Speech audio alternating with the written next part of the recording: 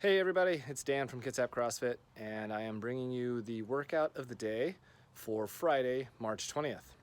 So today is a strength day. It is basically 6 sets of 3 deadlifts, and the goal is to go as heavy as you can for all 3 sets.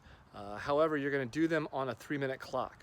So basically, in the span of 18 minutes, you're going to do 6 sets of 3 deadlifts. So you're going to do the lift, and then however long it takes you, you're going to rest the remainder of the 3 minutes. After the 6 sets of deadlifts, then we have some accessory work, some banded good mornings, and then also some banded hip thrusts. Now, I'm at home, and I do have some weights, but I don't have enough really to do this workout. So I'm going to do something a little bit different, and I'll show you that in a moment. Also, I don't have bands at home, so I'll be doing something a little bit different for the accessory work, which I'll also show you in a moment. But first, I wanted to show you my warm-up. So I've got a set of stairs here, and I'm going to be doing some running up and down the stairs and some different like lunges and things like that up and down the stairs, along with just some hip openers and some stuff to warm up my back. And then I'm going to show you these unique style of deadlifts that I'm going to do. Okay, warm-up is done. I did a couple rounds of running up and down the stairs, and did some of those hip openers and kind of warming up my back to get ready for some heavy lifts. As I mentioned, I don't have enough weight at home to really get the stimulus that I'm looking for from these heavy deadlifts.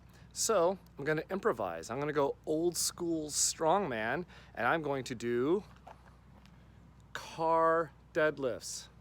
That's right, car deadlifts.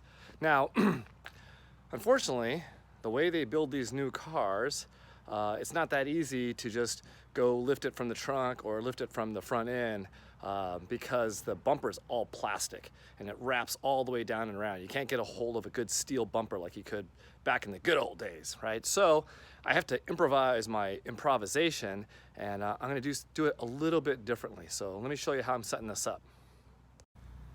So since I can't lift it from the rear or lift it from the front, what I did notice is that here on the side, I can get a good handle on the car. Sorry, it's a little dirty in there. It needs to be vacuumed. I can get a good handle on the car and perform some good lifts from a sturdy, stable position on the vehicle. Okay, let's get real for a moment here. Obviously, I can't lift my car. So what am I going to be doing? I'm going to be doing what's called isometric holds. An isometric hold is basically I'm exerting force, but my joints will not be going through any motion whatsoever. So it's just I'm going to be putting as much force as I can into the car, holding it for a few seconds, and then releasing. And I'll do that for 3 times, and then I'll rest the remainder of the 3 minutes, and I'll do 6 rounds of that.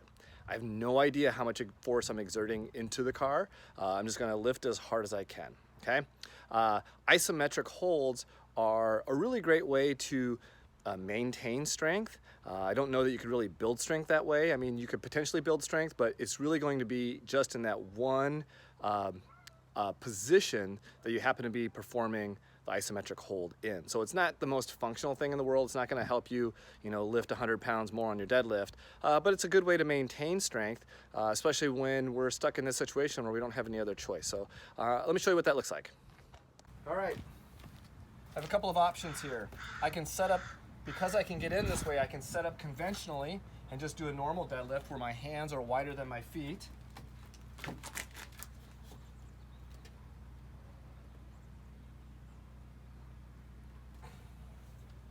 Or I can set up sumo style, so I could go wide,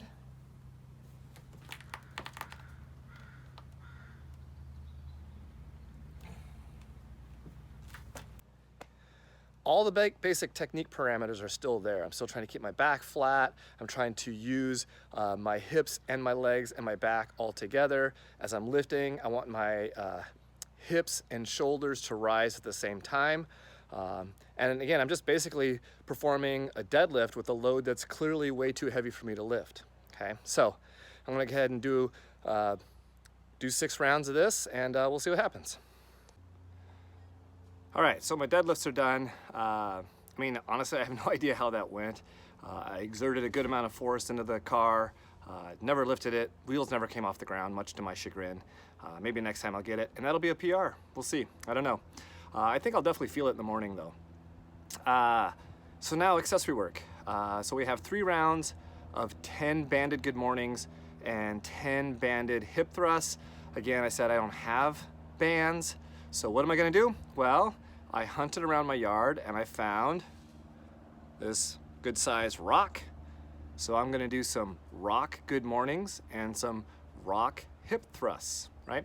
You know, you just make do with what you have. So let's go ahead and knock a few of those out.